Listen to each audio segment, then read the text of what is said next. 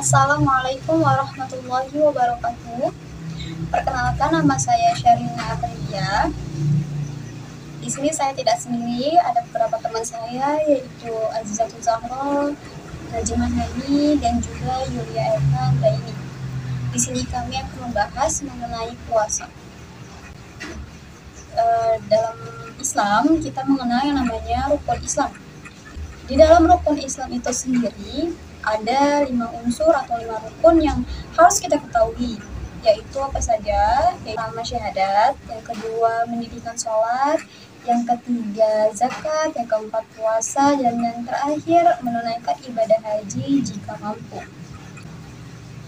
Ada beberapa hal yang harus kita ketahui dalam ibadah puasa. Islam sendiri mengatur segala aspek kehidupan manusia. Tujuannya untuk menyelaraskan manusia sehingga menimbulkan rasa cinta kepada Allah serta menjadikan ibadah dalam tujuan hidup manusia. Ibadah puasa merupakan salah satu cara Allah untuk menimbulkan rasa cinta kepada Allah, rasa syukur, dan untuk mencari ridho Allah semata. Oke, kita lanjut saja ke pembahasan mengenai definisi puasa. Oke, dari pengertian puasa secara bahasa merupakan menahan diri dari sesuatu atau menahan diri. Adapun secara syariat, pengertian puasa ialah menahan diri dari sesuatu yang khusus, dari manusia yang khusus, pula di waktu yang khusus dengan syarat tertentu. Adapun pengertian lain nih, menurut kitab Sabilal Muhtadin karya Syekh Muhammad Arsyad Al-Banjari. Puasa menurut arti bahasa ialah imsak, menahan diri dari berbuat sesuatu atau dari berbicara. Dari semua definisi itu bahwasanya puasa merupakan menahan diri dari sesuatu yang membatalkan, seperti makan, minum, dan lain sebagainya yang akan dibahas selanjutnya. Baik, perkenalkan, nama saya Yulia Kanggraini yang akan melanjutkan pembahasan mengenai dalil berpuasa. Nah, jadi kami mengutip dalil tentang kewajiban berpuasa itu pada Quran Surah Al-Baqarah ayat 183 yang berbunyi, Ya ayyuhalladzina amanu kutiba alaikumusiyam kama kutiba alal ladzina min qablikum la'allakum tattaqun. Yang artinya, wahai orang-orang beriman, diwajibkan atas kamu berpuasa sebagaimana diwajibkan atas orang-orang sebelum kamu agar kamu bertakwa. Dan kemudian kami juga mengutip hadis dari Abu Hurairah radhiyallahu anhu yang berbunyi, sumu li ru'yatihi wa aftiru li ru'yati fa in ghubbiya 'alaikum fa akmilu iddata sya'bana salasina. Yang artinya, berpuasalah kalian karena melihatnya hilal dan berhari rayalah karena melihatnya. Jika hilal hilang dari penglihatanmu, maka sempurnakanlah bilangan Sya'ban sampai 30 hari. Hadis riwayat Bukhari. Nah, kemudian kami juga mengutip sabda Rasulullah yang berbunyi, sungguh telah datang kepada kalian bulan Ramadan, bulan yang diberkahi, diwajibkan oleh Allah SWT kepada kalian ibadah puasa, dibukakan pintu-pintu surga dan ditutuplah pintu-pintu neraka. Pada bulan itu ada satu malam yang lebih baik daripada 1000 bulan. Barang siapa yang tidak mendapatkan kebaikannya, berarti ia telah benar-benar terhalang atau terjauhkan dari kebaikan. Hadis riwayat An-Nasa'i dan Ahmad. Kemudian lanjut kepada syarat berpuasa. Pada hakikatnya kan ya, puasa ini merupakan ibadah wajib bagi tiap-tiap muslim dan mukallaf. Nah, apa sih yang dimaksud dari mukallaf itu? Jadi mukallaf itu adalah orang telah mencapai usia balik dan berakal. Misalnya nih, ada orang yang hilang kewarasannya, atau bisa disebut juga dengan gila ya. Nah, jadi dia itu tidak wajib berpuasa. Nah, misalnya dia itu berpuasa, maka puasanya tidak sah karena salah satu dari syarat dia untuk berpuasa itu tidak terpenuhi. Nah, di samping itu juga misalnya ada anak kecil, dia itu tidak diwajibkan berpuasa, namun puasanya itu akan tetap sah jika dia sudah mumayyiz. Nah, kemudian syarat dari sahnya puasa adalah beragama Islam dan disertai dengan niat. Nah, jadi seperti ibadah-ibadah yang lainnya yang mengharuskan kita itu harus Islam dulu, terus juga disertai dengan niat. Oke, kemudian secara umum ya, syarat-syarat dari berpuasa ini, yang pertama itu adalah Islam. Nah, jadi sebagai syarat diterimanya suatu amalan itu adalah beragama Islam dulu. Adapun misalnya nih, dia itu berpuasa, tapi dia itu tidak Islam, maka puasanya itu tidak sah. Dan yang kedua adalah niat. Nah, sama kan seperti halnya ibadah umum yang lainnya, seperti sholat dan lainnya. Nah, itu juga harus disertai dengan niat. Kemudian balik. Nah, jadi orang yang telah mencapai umur balik, maka dia telah dijatuhi atau mendapatkan kewajiban untuk berpuasa. Dan yang keempat adalah berakal. Nah, syarat sahnya puasa adalah memiliki akal sehat atau tidak gila ya. Nah, kemudian orang yang mukim atau tidak safar. Kemudian dia itu harus suci dari haid dan nifas. Dan yang ketujuh adalah mampu untuk berpuasa. Nah, itu tadi adalah syarat untuk berpuasa secara umum ya. Namun dari beberapa mazhab juga terdapat perbedaan. Yang pertama itu ada menurut mazhab Syafi'i. Menurut mazhab ini terbagi menjadi dua syarat puasa. Yang pertama itu adalah syarat sahnya, dan yang kedua adalah syarat wajib. Adapun syarat wajib bagi dia berpuasa, yang pertama itu dia itu harus balik, dan yang kedua adalah beragama Islam. Kemudian dia berakal sehat dan mampu secara badaniah dan syar'i. Nah, kemudian untuk syarat sahnya berpuasa, yang pertama dia itu harus Islam. Yang kedua, dia itu harus sadar bahwasanya dia itu lagi puasa, atau intinya dia itu harus sadar bahwasanya dia berpuasa. Dan yang ketiga, dia tidak dalam keadaan haid ataupun nifas. Dan yang keempat, dia itu berpuasa pada saat waktu yang diperbolehkan untuk berpuasa. Nah, kemudian menurut mazhab Hanafi terdapat 3 untuk sebagai syarat berpuasa. Yang pertama adalah ada syarat wajib, syarat sah, dan syarat pelaksanaannya. Adapun untuk syarat wajibnya, yang pertama adalah beragama Islam, yang kedua berakal sehat, yang ketiga balik. Nah, adapun untuk syarat sahnya dia berpuasa, yang pertama dia adalah orang yang suci dari haid dan nifas, yang kedua berniat. Nah, adapun untuk syarat dalam pelaksanaannya, dia harus sehat dan kemudian dia harus menetap atau bukan musafir. Nah, kemudian untuk pada mazhab Maliki ya, terdapat syarat wajib dan syarat sahnya juga. Adapun untuk syarat wajibnya, dia harus balik dan mampu berpuasa. Sementara untuk syarat sahnya, yang pertama berakal sehat, dan yang kedua bersih dari haid dan nifas, dan yang ketiga adalah masuk pada waktu bulan Ramadan. Nah, jadi untuk dia harus berpuasa, mendapat kewajiban berpuasa Ramadan, itu harus masuk juga waktu Ramadan. Yang keempat adalah menurut mazhab Hambali. Nah, jadi ini juga terbagi juga, ada yang syarat wajib, terus sama syarat sahnya. Adapun untuk syarat wajibnya yaitu beragama Islam, balik, dan mampu untuk berpuasa. Sementara untuk syarat sahnya yaitu dia harus berniat dan bersih dari haid maupun nifas. Mungkin segitu dari saya. Akan dilanjutkan oleh teman saya. Baik, di sini saya akan menjelaskan tentang rukun puasa.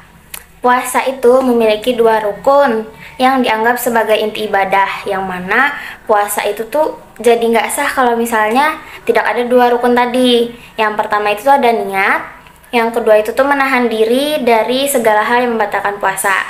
Nah, dalam hal ini imam 4 mazhab itu pun berbeda pendapat. Jadi dalam mazhab Hanafi dan Hambali itu tuh cuma ada 1 rukun, yaitu menahan diri dari hal-hal yang membatalkan puasa. Sedangkan niat itu tadi masuk ke syarat sah puasa. Nah, kalau misalnya dalam mazhab Maliki itu tuh terbagi jadi 2. Jadi ada yang menganggap rukun puasa itu tuh menahan diri dari segala hal yang membatalkan puasa dan niat. Ada juga yang bilang kalau misalnya niat itu tuh sebagai syarat sahnya saja. Nah, pendapat ini yang populer dalam mazhab Maliki.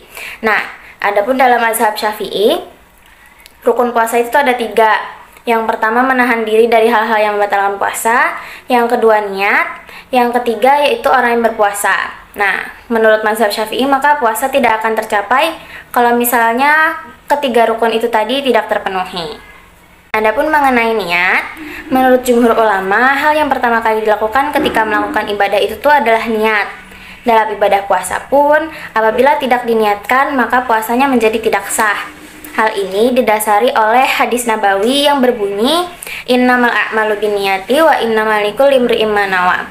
Yang artinya sesungguhnya amal ibadah itu harus dengan niat dan setiap orang mendapatkan balasan sesuai dengan niatnya. Hadis riwayat Bukhari. Nah, seperti yang disebutkan sebelumnya juga, beberapa ulama tidak memasukkan niat ke dalam rukun puasa, tetapi memasukkannya ke dalam syarat sah puasa. Pengertian niat. Terdapat beberapa definisi dari para ulama. Yang pertama, menurut mazhab Hanafi, niat itu tuh adalah bermaksud untuk taat dan mendekatkan diri kepada Allah. Yang kedua, menurut mazhab Maliki, yaitu seseorang yang bermaksud dengan hatinya atas apa yang diinginkan pada perbuatannya. Kemudian yang ketiga, menurut mazhab Syafi'i, yaitu bermaksud untuk mendapatkan sesuatu yang disertai dengan perbuatan. Yang keempat, menurut mazhab Hambali, yaitu adalah tekad hati untuk mengerjakan suatu ibadah demi mendekatkan diri kepada Allah. Adapun mengenai waktu niat, para jumhur ulama itu tuh sepakat untuk puasa fardu itu tuh sudah harus terpasang sebelum memulai puasa. Jadi, tidak sah puasanya kalau misalnya belum berniat sebelum waktu fajar. Nah, dalam fikih, hal ini diistilahkan dengan tabyid an-niyah, yaitu memabitkan niat. Maksudnya, niat itu sudah harus terpasang sejak malam. Batas akhirnya itu tuh ia ketika fajar subuh hampir terbit. Nah, hal ini didasarkan pada sabda Rasulullah SAW yang bunyinya man lam yubayyitis siyam qoblal fajri fala siyamu lahu. Nah, yang artinya barang siapa yang tidak membulatkan niatnya sebelum fajar, maka tidak ada puasa untuknya. Terus niat ini juga tidak harus diucapkan dengan lisan, namun dapat dilakukan di dalam hati dan pada malam hari. Para ulama sepakat bahwa ketentuan untuk berniat sejak sebelum terbitnya fajar tadi hanya berlaku untuk puasa yang hukumnya fardu saja, seperti puasa Ramadan, puasa qada Ramadan, puasa nazar, dan puasa kafarah. Nah, sedangkan pada puasa sunnah, kesepakatan para ulama itu tuh niat berpuasa itu boleh dilakukan pada siang hari dengan syarat sebelumnya tidak makan, minum, atau melakukan hal-hal yang membatalkan puasa. Nah, hal ini juga berdasarkan pada peristiwa Rasul ketika datang ke rumah Aisyah untuk makan, kemudian tidak ada makanan, jadi beliau dengan spontan berniat untuk berpuasa. Rukun puasa yang kedua adalah imsak. Imsak yaitu menahan diri dari segala hal yang membatalkan puasa dari terbitnya fajar hingga masuknya waktu malam yang ditandai dengan terbenamnya matahari.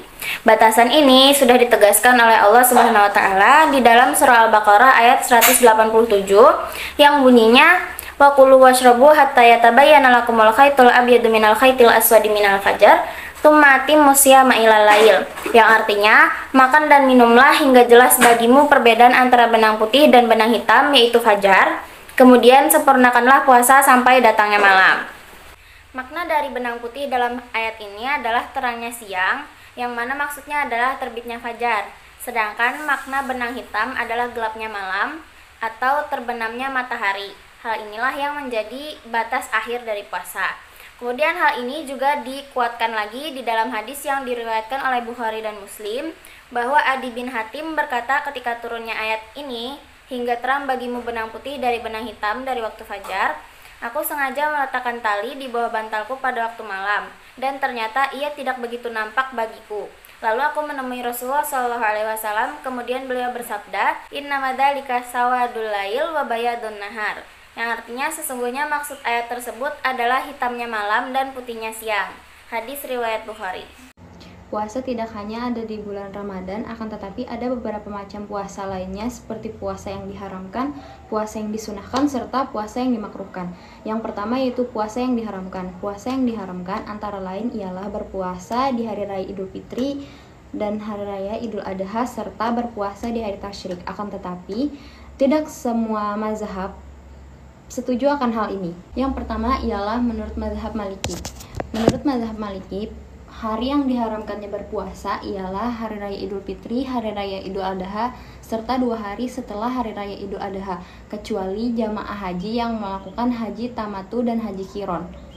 Karena bagi jamaah haji yang melakukan hajinya dengan kedua cara itu diperbolehkan untuk berpuasa pada kedua hari tersebut. Adapun berpuasa pada hari ketiga setelah hari raya Idul Adha hukumnya makruh saja. Yang kedua, menurut mazhab Syafi'i, yaitu diharamkannya dan tidak sah seseorang muslim berpuasa di hari raya Idul Fitri, di hari raya Idul Adha, serta 3 hari setelah hari raya Idul Adha, itu pun termasuk jamaah haji. Yang ketiga, menurut mazhab Hambali, diharamkannya berpuasa pada hari raya Idul Fitri, hari raya Idul Adha, serta 3 hari setelah hari raya Idul Adha, kecuali para jamaah haji yang melakukan hajinya dengan cara tamatu dan qiron. Yang keempat, menurut mazhab Hanafi, berpuasa di hari raya Idul Fitri, hari raya Idul Adha, serta 3 hari setelah hari raya Idul Adha selain para jamaah haji hukumnya makruh tahrim saja.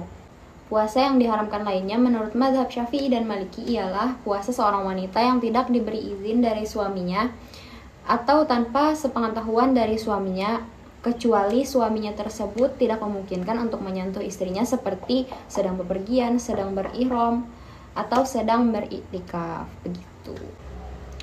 Menurut mazhab Hanafi, wanita yang berpuasa tanpa izin dari suaminya hukumnya makruh saja. Dan menurut mazhab Hambali, apabila seorang suami tidak bepergian jauh, maka istri tersebut diharamkan berpuasa apabila tidak mendapatkan izin darinya, meskipun sang suami tersebut dalam keadaan tidak memungkinkan untuk menyentuh istrinya seperti sedang berihram, sedang beriktikaf, maupun sedang sakit. Jadi tetap tidak boleh. Ada pula beberapa puasa sunnah, ialah yang pertama puasa pada bulan Muharram, terutama pada tanggal 9 serta 10 Muharram. Menurut mazhab Hanafi, berpuasa pada kedua hari tersebut hukumnya disunahkan, bukan hanya dianjurkan. Namun menurut mazhab Syafi'i dan Hambali, disunahkan dan dianjurkan itu sama saja. Akan tetapi menurut mazhab Maliki, disunahkan dan dianjurkan itu adalah hal yang berbeda. Yang kedua ialah puasa terang bulan, yakni berpuasa 3 hari setiap bulannya pada tanggal 13, 14, serta 15 pada bulan Hijriah. Akan tetapi mazhab Maliki tidak sependapat dengan hukum ini, karena menurut mazhab Maliki, menghususkan berpuasa pada 3 hari tersebut hukumnya makruh. Yang ketiga ialah puasa Arafah, yaitu berpuasa pada tanggal 9 Zulhijjah. Akan tetapi puasa ini dianjurkan untuk selain para jamaah haji saja. Untuk para jamaah haji, ulama berbeda pendapat tentang hal ini. Yang pertama, menurut mazhab Hambali, para jamaah haji juga dianjurkan untuk berpuasa pada hari Arafah apabila mereka tidak berwukuf pada siang hari melainkan pada malam hari. Namun jika mereka melakukan wukuf di siang hari, maka hukumnya menjadi makruh. Yang kedua, menurut mazhab Hanafi, dimakruhkan bagi para jamaah haji berpuasa di hari Arafah apabila puasa tersebut membuat tubuhnya menjadi lemas. Begitu juga dengan puasa Tarwiyah, yaitu berpuasa pada tanggal 8 Zulhijjah. Yang ketiga, menurut mazhab Maliki, dimakruhkan bagi para jamaah haji untuk berpuasa di hari Arafah, sebagaimana dimakruhkan pula bagi mereka untuk berpuasa Tarwiyah. Yang keempat, menurut mazhab Syafi'i, apabila seorang jamaah haji bermukim di kota Makkah, lalu dia pergi ke Arafah di siang hari untuk berwukuf, maka puasanya berlawanan dari keutamaan. Sedangkan jika dia pergi ke Arafah di malam hari, maka dia boleh melakukan puasa Arafah. Adapun para jamaah haji dari kota dan negeri lain, maka mereka disunahkan untuk tidak berpuasa pada hari Arafah bagaimanapun keadaannya. Yang keempat ialah puasa Senin Kamis, yaitu puasa yang dilakukan setiap pekannya. Puasa Senin Kamis ini disepakati semua ulama. Yang kelima ialah puasa Syawal, puasa yang dilakukan 6 hari secara berturut-turut tanpa jeda pada bulan Syawal. Akan tetapi, mazhab Maliki memiliki beberapa syarat tentang puasa ini. Menurut mazhab Maliki, puasa ini akan menjadi makruh apabila yang pertama dilakukan oleh orang panutan Yang dikhawatirkan puasa ini akan dianggap wajib. Yang kedua, menyertakan hari pertama Idul Fitri. Yang ketiga, melakukan puasa ini secara berturut-turut. Dan yang keempat ialah menampakkan puasa ini kepada orang lain. Apabila tidak ada salah satu dari syarat-syarat tersebut, maka tidak dimakruhkan bagi siapapun untuk berpuasa, kecuali ada seseorang yang meyakini bahwa menyertakan puasa pada hari pertama hari raya ialah sunnah. Maka hukum berpuasa Syawal baginya juga makruh meskipun dia tidak menampakkan puasanya kepada orang lain atau melakukan puasanya tidak secara berturut-turut. Tetapi mazhab Maliki menganjurkan puasa ini tidak dilakukan secara berturut-turut, misalnya 2 hari setiap pekannya. Yang keenam ialah puasa Daud. Puasa Daud ialah puasa selang-seling, semisal hari ini berpuasa, besok tidak, lalu lusanya berpuasa lagi, lalu tidak, seperti itu. Puasa ini adalah puasa sunnah yang paling afdol. Lalu yang ketujuh ialah puasa pada bulan Rajab dan bulan Sya'ban. Akan tetapi, mazhab Hambali berpendapat bahwa jika mengkhususkan berpuasa pada bulan Rajab hukumnya makruh, kecuali jika tidak berpuasa pada 1 bulan penuh. Yang terakhir ialah berpuasa di bulan haram, yaitu berpuasa pada 4 bulan yang termasuk dalam bulan-bulan haram. 4 bulan-bulan haram di sini yakni bulan Zulqa'dah, Zulhijjah, Muharram, serta Rajab. Menurut mazhab Hanafi, puasa yang dianjurkan pada bulan-bulan haram adalah puasa 3 hari pada setiap bulannya, yaitu pada hari Kamis, Jumat, dan Sabtu. Yang ketiga yaitu ada puasa yang dimakruhkan. Puasa yang dimakruhkan antara lain yang pertama ialah puasa di hari besar nasional, yaitu berpuasa dalam rangka merayakan sesuatu tanpa didahului atau dilanjutkan dengan puasa pada hari sebelumnya atau setelahnya. Selama seseorang tidak terbiasa untuk berpuasa, apabila sudah biasa melakukan puasa Senin Kamis misalnya, lalu hari besar tersebut bertepatan dengan hari Kamis, maka puasa di hari itu tidak dimakruhkan. Hukum ini disepakati oleh 3 mazhab selain mazhab Syafi'i, karena menurut mazhab Syafi'i berpuasa pada hari besar nasional atau ketika merayakan sesuatu tidak dimakruhkan sama sekali. Yang kedua ialah puasa di hari Jumat secara khusus tanpa didahului atau dilanjutkan dengan puasa lainnya, begitu juga berpuasa di hari Sabtu. Namun hukum ini tidak disepakati oleh mazhab Maliki karena mereka berpendapat bahwa berpuasa di hari Jumat secara khusus atau di hari lainnya tidak dimakruhkan. Yang ketiga yaitu puasa 1 hari atau 2 hari sebelum bulan Ramadan secara khusus. Ini menurut mazhab Hanafi dan Hambali, sedangkan menurut mazhab Maliki tidak dimakruhkan sama sekali seseorang berpuasa pada 1 hari atau 2 hari sebelum bulan Ramadan. Sedangkan menurut mazhab Syafi'i berpuasa 1 atau 2 hari sebelum Ramadan hukumnya haram. Begitu pula berpuasa di paruh kedua bulan Sya'ban apabila tidak didahului dengan puasa di paruh sebelumnya atau tidak ada sebab yang mengharuskan berpuasa, misalnya karena nazar atau semacamnya. Ada pula beberapa waktu lainnya yang dimakruhkan berpuasa oleh 4 mazhab. Yang pertama menurut mazhab Hanafi, puasa yang makruh terbagi menjadi 2, yaitu makruh tahrim dan makruh tanzih. Di antara puasa yang hukumnya makruh tahrim adalah puasa di hari raya Idul Fitri, hari raya Idul Adha, dan puasa tasyrik. Meskipun seseorang yang melakukan akan mendapatkan dosa, namun puasa tersebut tetap sah. Jika dia telah memulainya lalu dibatalkan di tengah jalan, maka dia tidak diharuskan untuk mengqadha puasanya. Sedangkan puasa yang hukumnya makruh tanzih antara lain yaitu puasa di hari Asyura secara khusus tanpa didahului dengan puasa di hari sebelumnya atau tidak dilanjutkan pada hari setelahnya. Begitu juga dengan puasa hari besar nasional. Jika hari tersebut tidak bertepatan dengan hari yang biasa seseorang berpuasa, begitu juga dengan puasa setiap hari tanpa henti. Karena berpuasa tiap hari bukan membuat tubuh menjadi sehat, namun biasanya akan membuat tubuh menjadi lemah. Begitu juga dengan puasa wisol, yaitu melanjutkan puasa di malam hari tanpa berbuka. Begitu juga dengan puasa bicara, yaitu menahan diri untuk tidak berbicara ketika berpuasa. Begitu juga dengan puasa sunnah yang dilakukan oleh seorang wanita tanpa izin dari suaminya. kecuali jika suaminya sedang sakit atau sedang berpuasa juga, atau sedang berihram. Begitu juga dengan puasa seorang musafir, jika puasa tersebut menyulitkan dirinya sendiri.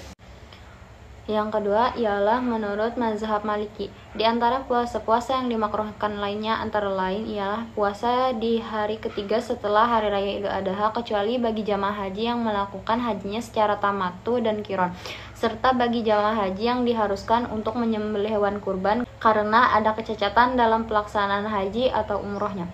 Namun jika ada seseorang berpuasa sunnah di hari tersebut lalu membatalkannya di tengah jalan, maka dia wajib untuk mengqodonya.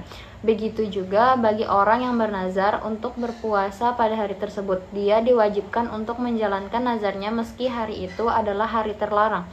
Puasa yang dimakruhkan lainnya adalah puasa setiap hari berturut-turut bagi pekerja, karena hal itu akan membuat tubuhnya menjadi lemas dan tidak sempurna melakukan pekerjaannya. Juga berpuasa di hari Maulid Nabi Muhammad SAW, karena hari Maulid hampir sama seperti hari raya serta hari besar nasional lainnya. Juga berpuasa bagi tamu yang tidak mendapatkan izin dari tuan rumahnya, kecuali puasa itu adalah puasa wajib seperti puasa qada atau sejenisnya.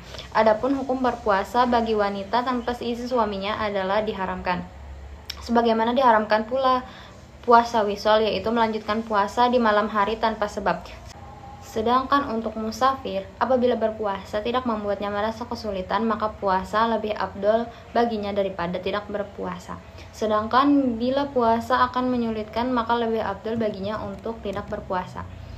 Yang ketiga ialah menurut mazhab Syafi'i. Di antara puasa-puasa yang dimakruhkan lainnya adalah puasa orang yang sedang sakit, para musafir yang melakukan perjalanan jauh, puasa wanita yang sedang hamil, puasa ibu yang sedang menyusui, puasa sepuh yang sudah lanjut usia apabila mereka merasakan berat sekali untuk berpuasa, apalagi jika dengan berpuasa maka akan dikhawatirkan penyakitnya akan bertambah parah atau dikhawatirkan keselamatan jiwanya atau semacamnya, maka hukumnya tidak lagi makruh melainkan diharamkan. Dimakruhkan pula bagi siapapun yang berpuasa secara khusus di hari Jumat, di hari Sabtu, serta di hari Minggu, jika tidak ada sebab yang mengharuskan untuk berpuasa, misalnya nazar atau sejenisnya. Adapun jika ada sebab, maka tidak dimakruhkan. Begitu juga jika hari itu bertepatan dengan hari yang biasanya seseorang berpuasa. Dimakruhkan pula bagi siapapun untuk berpuasa setiap hari tanpa henti. Dimakruhkan pula untuk melakukan puasa sunnah bagi orang yang memiliki hutang untuk mengqada puasanya, karena membayar hutang puasa wajib lebih penting daripada pelaksanaan puasa sunnah. Yang terakhir ialah menurut mazhab Hambali. Di antara puasa-puasa yang dimakruhkan lainnya adalah puasa wisal, yaitu berpuasa 2 hari atau lebih tanpa berbuka sama sekali. Namun, hukum makruh ini akan gugur jika orang tersebut telah meminum air meskipun hanya seteguk saja, atau memakan buah kurma meskipun hanya 1 butir saja. Dimakruhkan pula untuk berpuasa di bulan Rajab secara khusus. Adapun tadi di dalam definisi puasa, kita menyinggung hal-hal yang membatalkan puasa. Ya, jadi puasa merupakan menahan diri dari sesuatu yang dapat membatalkan puasa. Apa saja sih hal-hal yang dapat membatalkan puasa itu? Di sini ada 10. Yang pertama, masuknya sesuatu ke dalam perut. Yang kedua, masuknya sesuatu ke dalam kepala atau lubang telinga. Ketiga, masuknya sesuatu lewat kubul atau dubur. Lalu muntah disengaja, bersenggama, keluarnya mani. Lalu ada juga menstruasi, nifas, gila atau hilang akal, dan yang terakhir murtad. Baik, di sini saya akan membaca kesimpulan bahwasanya setelah melihat pemaparan pada makalah ini dapat disimpulkan bahwasanya setiap umat Islam wajib berpuasa pada bulan-bulan yang ditentukan. Adapun beberapa puasa sunnah yang jika dilaksanakan dapat memperoleh pahala. Ibadah tidak pernah lepas dari syarat dan rukunnya. Ibadah puasa tentu tidak mungkin dikerjakan dengan sembarangan atau semaunya. Semua hal yang terkait dengan ibadah memiliki tata cara pelaksanaannya. Dalam Islam terdapat perbedaan-perbedaan pendapat yang dikemukakan oleh para ulama. Tujuannya adalah agar mempermudah dalam melakukan ibadah serta menambah nuansa keberagaman dalam pendapat berdasarkan intelektual serta daya ingat para ulama. Dalam ibadah puasa, sekalipun memiliki perbedaan dalam mazhab Hanafi, Maliki, Syafi'i, dan Hambali, namun semua ulama sepakat bahwa puasa bagian yang harus dijalankan oleh umat Islam. Berikut perbedaan-perbedaan mazhab terkait ibadah puasa. Yang pertama, syarat puasa yang terbagi menjadi syarat wajib, syarat sah, dan syarat pelaksanaan dan gabungan syarat wajib dan sah. Nah, yang kedua, terjadinya perbedaan antar mazhab mengenai rukun puasa. Ada yang mencantumkan niat sebagai rukun puasa, ada yang tidak mencantumkan niat sebagai rukun puasa. Dan yang terakhir, macam-macam pendapat saat diharamkannya puasa pada hari raya Idul Fitri, Idul Adha, dan hari Tasyrik.